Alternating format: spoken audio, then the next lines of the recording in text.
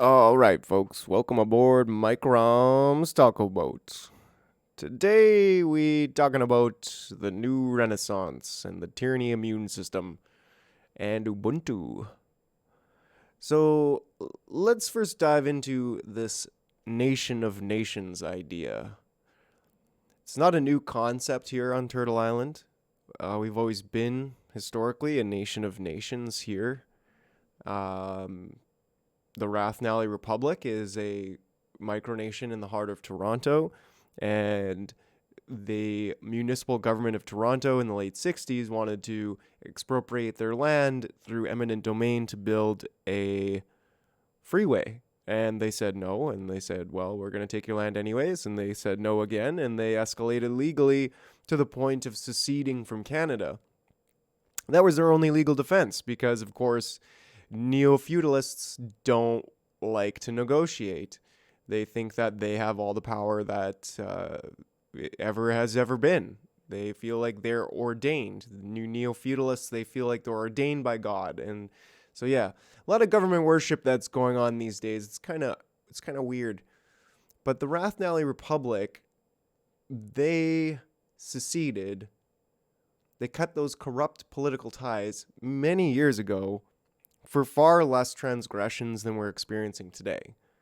So, the definition of insanity is trying the same thing over and over again and expecting different results.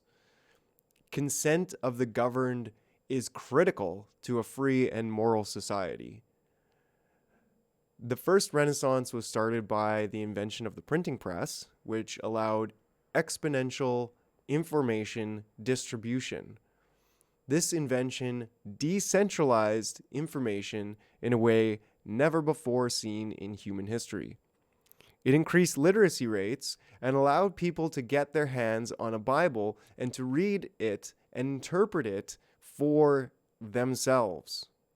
No middleman, no divinely ordained priest who was the only person who had a Bible in the town and the only person who could read.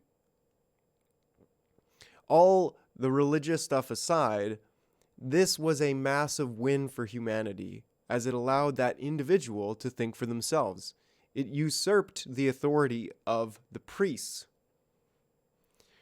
The authority in that time was feudal in nature. Authority through authority. So the king would pass down the authority to the son, the priest would pass down their knowledge and wealth to their son, and so those in society who had authority were generally speaking granted that authority through authority, for the sake of authority. And that worked for many, many years. Reasonably not well. Now, after the Renaissance, we have authority through competency. We have capitalism and the constitutional republic. Now, please don't get me wrong here. There are problems with capitalism, of course. Corporations now have more rights than natural living men and women, and corporations are beholden to shareholders instead of stakeholders. So some far-off person who owns a share of the company is more important than the people who are working in the community that the corporation exists in. That's messed up. Politicians are corrupt and bought out, but we do at least have some choice. We get to choose our business leaders. We get to choose where we spend our money. And we have the right to kick bad politics to the curb. The choice holds people accountable. So if we can fire our boss by going and working somewhere else, or if we can fire our politician by voting in somebody else, or seceding, of course, is the ultimate firing of a politician, then we can hold people accountable. It's also why I point to the Rathnally Republic right now. It's kind of a gate. It's kind of the consent of the governed can be withdrawn if the government loses the people's trust. And that's a critically important function for a constitutional republic or a democracy, if you will. Although democracy is a bit of a swindle, if you will. because it's a constitutional republic, or it's a limited government that we want to, that actually makes people thrive and flourish. So, bit of a side note there. Democracy is good, but it has to be well regulated. So is a constitutional republic. Limited government needs to be regulated through democracy. So both of those concepts keep each other in check. Now, this is not perfect. Our society is not perfect, but it is much better than a feudal society. If you had a king who was bad, who was evil, it was a terrible 20 years or more. And then the king's son would get the authority, and there was no choice from the common people. So the prosperity of each country or kingdom was actually very dependent on the character of the one who was in charge. And there was no choice whatsoever if that person was an absolute tyrant. Since the first Renaissance, however, we have degraded back into a type of neo-feudalism, and hence it's time for a new Renaissance. There's never been a time so fruitful in human history for a second Renaissance. The radical empowerment of the individual is the only thing that has ever progressed society forward. This is the new Renaissance, or bust. Humanity is developing decentralized technology which empowers individuals to create their own currency and to host their own elections. This will result in a much more accountable society, not to mention Web3 and the new digital age where you will own your information rather than fueling the internet with your information. Facebook like saying, oh, well, we give you a free platform because you give us our information. No. That's the old way of thinking on the internet. Now, in the future, not too far, we will own our own information, and we'll be able to, if we want, create a currency and host our own elections, which are verifiable. We'll have DAOs, which are decentralized autonomous organizations, which are entirely new organizational structures. They're not governments, they're not charities, and they're not religious organizations. They're just decentralized organizations with autonomy. You create an organization with certain parameters, and then it runs itself through the people involved voting on it. What we have clearly experienced in our lifetime, though, is the invention of the internet. Now, we have the encyclopedia of encyclopedias at our fingertips. And no, I'm not talking about Wikipedia. I'm talking about the ability to just check sources from every angle. You could go to Wikipedia, and then you could go somewhere else, and you could go to Rumble, then you could go to YouTube, then you could go look at some medical articles on it. Like, we have the ability now to look at things from multiple angles, just like the people who first got their printing press hot off the press, their Bible, and they were able to then interpret the information for themselves instead of having somebody else interpret it for them. It's the same thing now. Anybody can make a video, anybody can make a picture and post it on the internet, and as such, the information distribution is just exponential. So we have the ability to fact check things for ourselves. Some people say that's evil, that's bad, and yeah, well, I mean, people were scared of books too when they first came out, so when the printing press was invented. This technology of the internet, though, has created, again, a whole new level of exponential information distribution. Imagine if we didn't have the internet right now to break down these COVID lies.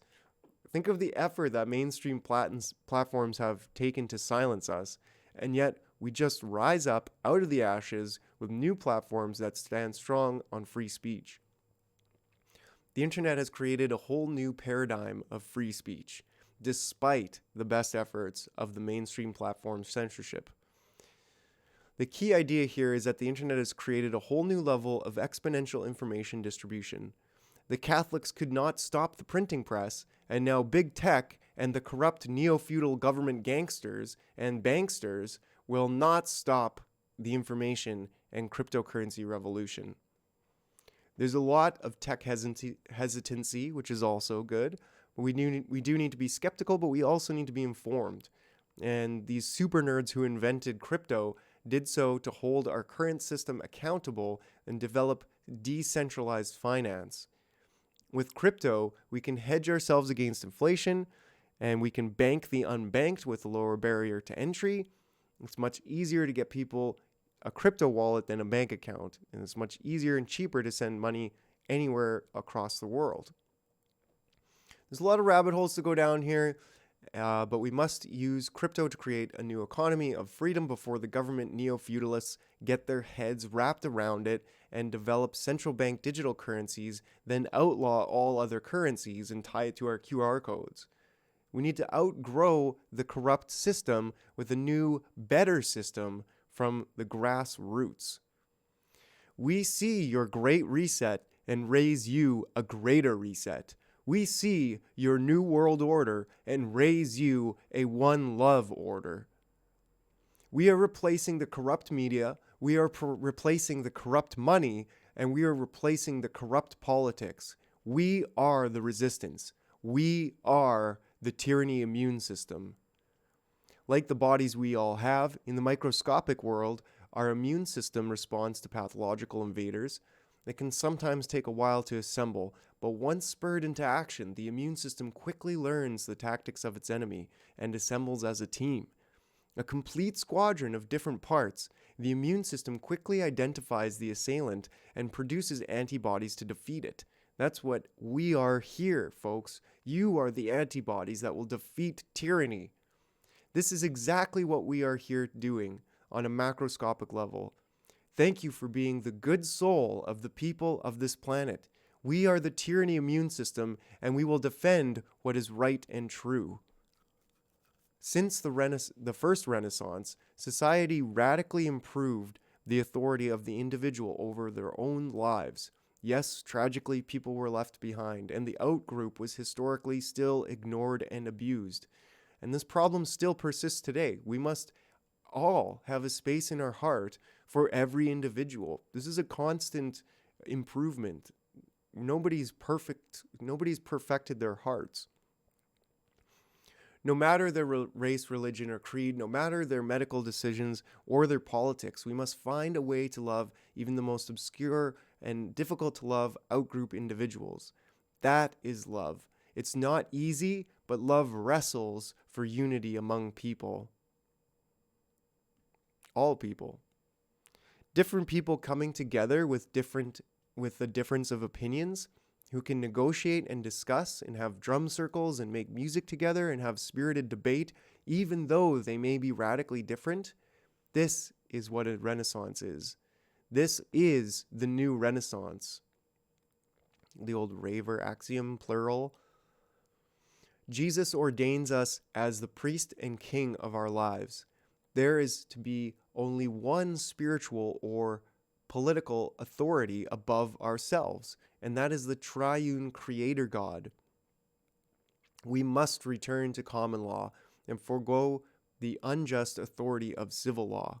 The letter of the law kills, but the spirit of the law breathes life.